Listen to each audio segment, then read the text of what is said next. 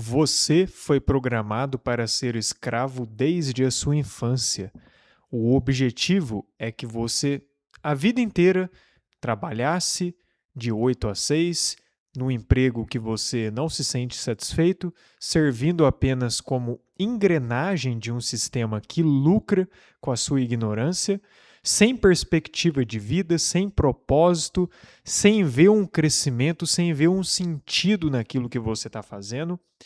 Desde a sua infância, esse é exatamente o objetivo de pessoas que detêm o controle deste mundo. E quanto mais pessoas seguem essa engrenagem, seguindo exatamente essa cartilha que é nos imposta no sistema educacional, melhor é para aqueles que continuam tendo o domínio sobre esse sistema. Além disso, você também foi programado para ter uma alimentação ruim, um estilo de vida extremamente estressante, para que depois você possa recorrer à indústria farmacêutica e, com isso, manter os lucros exorbitantes deles. Se a gente analisa a realidade como um ser pensante, não como apenas alguém que não exerce o senso crítico, não tem o córtex pré-frontal desenvolvido, é perceptível como que nós vivemos realmente numa grande matrix. E nesse vídeo eu quero abrir um pouco a sua mente explicando sobre uma pessoa em específico que certamente contribuiu para o sistema funcionar dessa maneira, principalmente do último século para cá. E essa pessoa, que certamente é uma das que mais contribuiu para essa grande alienação coletiva, formando operários, se chama John D. Rockefeller. E eu vou explicar um pouco quem foi ele e como a sua vida provavelmente tem uma influência muito forte daquilo que ele fez no passado.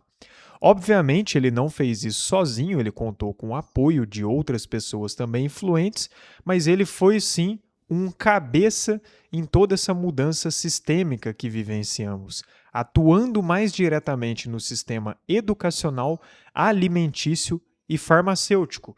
Vamos voltar um pouco à história, então. Ali por volta do século XIX, na metade final, a indústria do petróleo passou por uma grande valorização. Isso se acontecia devido a inúmeras lamparinas que haviam na época à base de querosene. Isso sem contar que naquela época, no final do século XIX, começou a produção de automóveis à base de gasolina.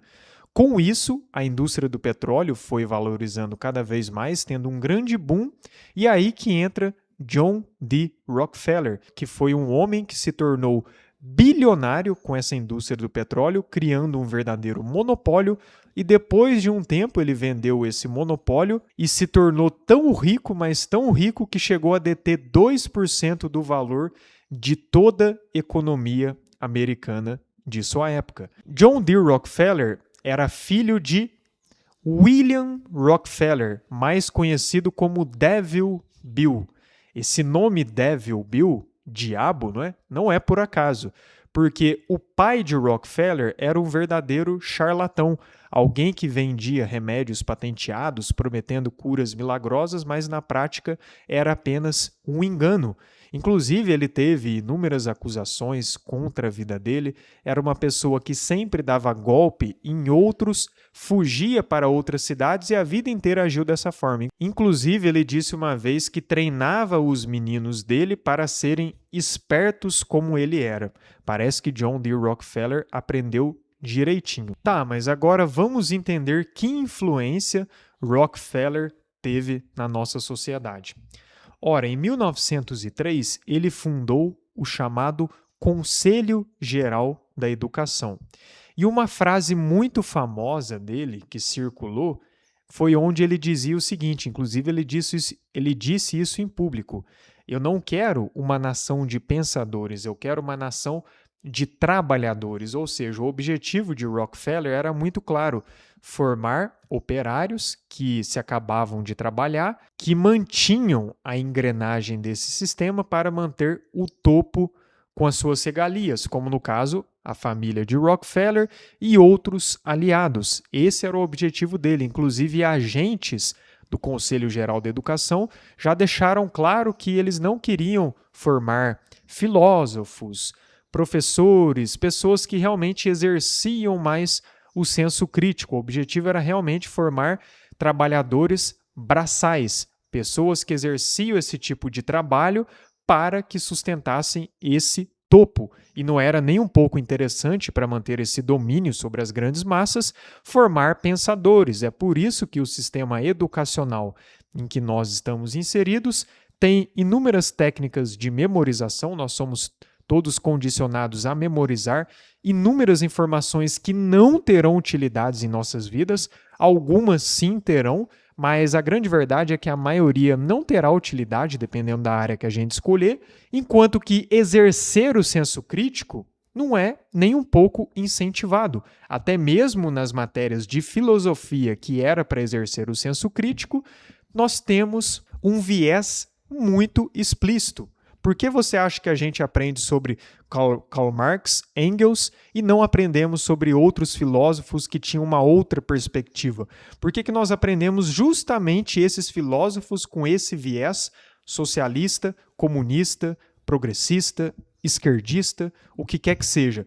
Justamente um viés que condiciona as pessoas a serem dependentes do Estado ou acreditarem que o Estado irá solucionar o problema delas e que quanto mais inchado o Estado for, melhor é para a sociedade. Aliás, é importante ressaltar aqui que após a fundação do Conselho Geral da Educação e a infiltração nas universidades, nas faculdades e nas escolas, no começo o Rockefeller ele conseguiu implementar esses conceitos em instituições menores. Só depois que ele conseguiu adentrar em Harvard, na Universidade de Colômbia e por aí vai, depois de alguns anos. Mas em 1926 ele fez um acordo com a União Soviética. É por isso que, desde então, a cartilha socialista comunista acaba sendo muito ensinada nas escolas e geralmente quem se opõe a essa cartilha, se for um profissional, não é muito bem aceito. Naquela época, inclusive, aqueles profissionais que decidiram se opor, eles eram simplesmente descartados, eram simplesmente deixados de lado, porque essa cartilha começou a ser muito impregnada. E voltando um pouco às escolas, também é notável que os alunos não têm autonomia. É muito perceptível a semelhança entre escolas e prisões. Por que será que essa semelhança é tão grande? Será que não é uma forma de literalmente manter as pessoas presas, sem perspectiva, aprendendo somente aquilo que eles querem que você aprenda, que não será o suficiente para você se desenvolver como ser humano? Por que nas escolas não ensina sobre saúde? Por que nas escolas não ensina sobre inteligência emocional? Por que nas escolas não ensina sobre finanças? Por que o foco são em inúmeras informações só terão utilidades para uma pessoa que realmente focar na área? Por exemplo, fórmulas químicas terá utilidade? Sim, para quem formar na área. Fórmulas físicas terá utilidade? Sim, para quem formar na área. Conhecimento básico? Eu até entendo, mas não é só isso. Até porque o ser humano ele é muito singular. O sistema nos condicionou a acreditar que uma pessoa inteligente é somente uma pessoa que tem a inteligência lógica, matemática ou linguística através do teste de QI. E até eu deixo um aviso que eu farei um vídeo especificamente falando sobre isso, que o QI, do modo como apresenta, é uma grande enganação, porque o QI não é a única forma de medir a inteligência de alguém, existem outras inteligências, são ao todo 9, e algumas pessoas não se identificam com essas principais. É preciso ter um conhecimento básico de lógica, de linguística, obviamente, mas tem pessoas que têm mais habilidade em outras áreas, como musical, artística, intrapessoal, interpessoal, existencial. Então existem outras inteligências que são pouco ou nem um pouco exploradas no sistema educacional. Só que o Rockefeller ele não conseguiu isso sozinho. Outra pessoa que certamente contribuiu muito para todo esse investimento na educação foi Andrew Carnegie através da Fundação Carnegie. Então, John Rockefeller, Andrew Carnegie e outras pessoas envolvidas moldaram o sistema educacional que começou lá nos Estados Unidos e, óbvio, depois se estendeu para todo o Ocidente e também conseguiu se infiltrar em várias partes do mundo. É por isso que as escolas que antes formavam mais pensadores, pessoas que exerciam o senso crítico, você pode notar, inclusive, que hoje não se incentiva mais a música, não se incentiva mais as artes, ainda que tenham matérias, música nem tem mais, tá? Quando eu estudava na minha infância, tinha matéria de música, hoje não existe mais. Artes até tem, só que as pessoas elas só aprendem sobre alguns artistas e não aprendem como ser um artista. E há pessoas que têm dom para isso. Então percebe que não é nem um pouco do interesse desse sistema educacional formar artistas, músicos, atletas, empreendedores, filósofos, ou se formar filósofos é com aquele viés socialista. Você percebe que isso não é por acaso e que tem uma raiz? Só que John Rockefeller, Andrew Carnegie, eles não estavam somente satisfeitos com essa área da educação, mas também, como eu havia falado no começo do vídeo, fizeram uma mudança total na área da saúde. Primeiro é importante salientar que o óleo vegetal começou a ser colocado na alimentação das pessoas ali no começo do século XX, justamente nessa época que a indústria do petróleo estava ascendendo muito e Rockefeller se tornou o primeiro bilionário da América, pelo menos segundo dados oficiais. E no começo, o óleo produzido era o óleo de algodão. Eles conseguiam produzir um óleo vegetal através do algodão e em menos de 30 anos eles conseguiram mudar totalmente a perspectiva que a população tinha em cima desses óleos vegetais. Inclusive, tinha uma frase muito conhecida de uma edição da revista Popular Science que dizia o seguinte: o que era lixo em 1860 era fertilizante em 1870, ração para gado em 1880 e alimento para a mesa e muitas outras coisas em 1890. Então, esse óleo de algodão, produzido através da empresa Procter & Gamble, começou a ser introduzido na alimentação do americano, tá? E uma das maneiras de se preparar esse óleo vegetal é usar um solvente à base de petróleo.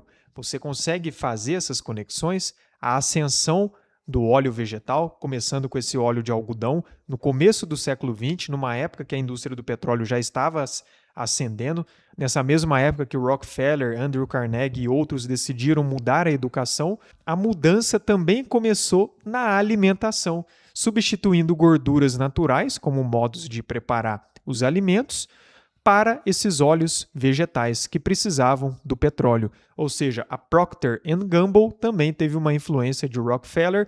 Ambos se ajudaram de alguma maneira para conseguir estabelecerem seus objetivos.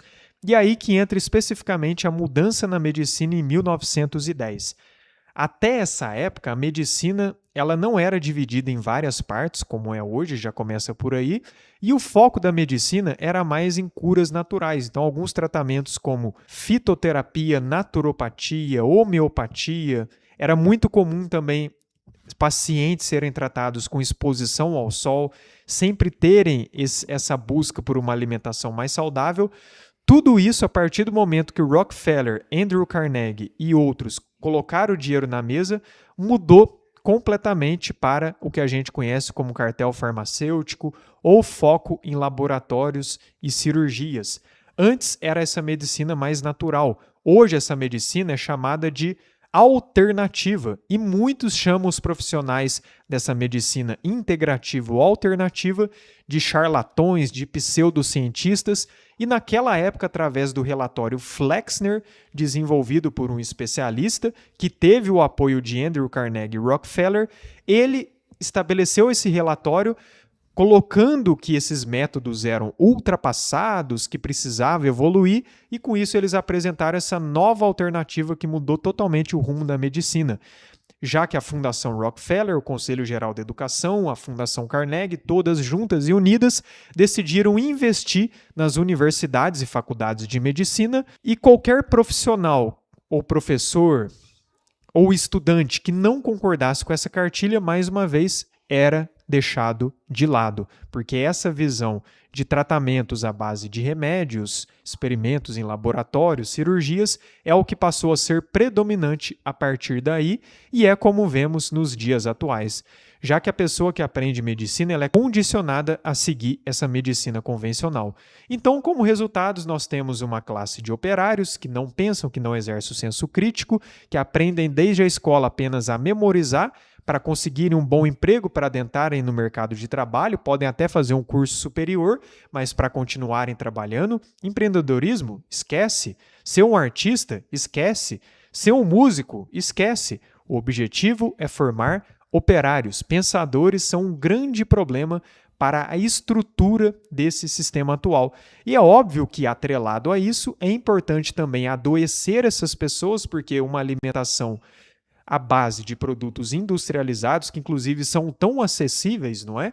Faz com que as pessoas tenham sua saúde afetada, e não só física, como também mental, emocional e espiritual. Com isso, conseguem mais facilmente ser escravas e domadas. E caso fiquem doentes, vão ter que recorrer à indústria farmacêutica que lucra à base da doença das pessoas e mantém todo esse sistema de pé. Então, o objetivo desse vídeo foi te mostrar que você foi programado para ser um escravo, mas é possível se libertar. A partir do momento que você decide ser um pensador, exercer o senso crítico, decidir criar de fato, gerar valor para a sociedade. Só que para isso você precisa entender o seu papel, quem você é, quais são suas habilidades, quais são seus dons, quais são suas dificuldades, qual é a sua inteligência predominante, é muito importante saber isso, não é? Qual é o seu temperamento? O sistema não ensina isso, não é? Mas existem 4 temperamentos. E descobrir o seu temperamento faz toda a diferença para entender melhor a sua personalidade, as suas dificuldades e facilidades. Tudo isso o sistema dessa terra ocultou de nós, querendo que todos fossem formatados para serem iguaizinhos, mas cada ser humano possui a sua singularidade e o seu propósito único nessa terra. E é claro que a gente precisa ter uma alimentação saudável, um estilo de vida saudável, para conseguir se desenvolver ainda mais e se conectar mais com a nossa essência. Espero que esse vídeo tenha agregado na sua vida. Vou deixar as informações do que eu falei na descrição e no primeiro comentário fixado. Não estou tirando nada da minha cabeça. Em inglês a gente consegue ter inúmeros conteúdos que mostram a verdade dos fatos dessa mudança na educação e na mudança na medicina, e eu vou deixar os links aí para quem quiser acompanhar essas informações. E como eu falei da singularidade do ser humano e o seu propósito único na Terra, eu quero deixar aqui um aviso que eu estou preparando uma oportunidade exclusiva sobre isso, tá?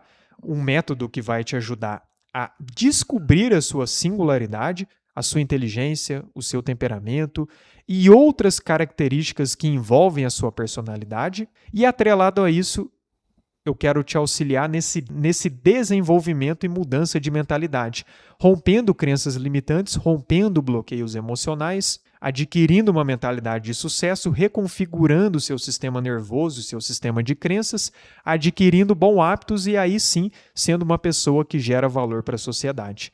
Em breve eu trago mais informações sobre essa oportunidade, mas se você tem interesse nessa oportunidade, peço que você deixe aí nos comentários para que eu possa avaliar também mais o perfil de cada um. No mais, agradeço por esse vídeo, espero que abra sua mente. Deus abençoe a todos. Até a próxima.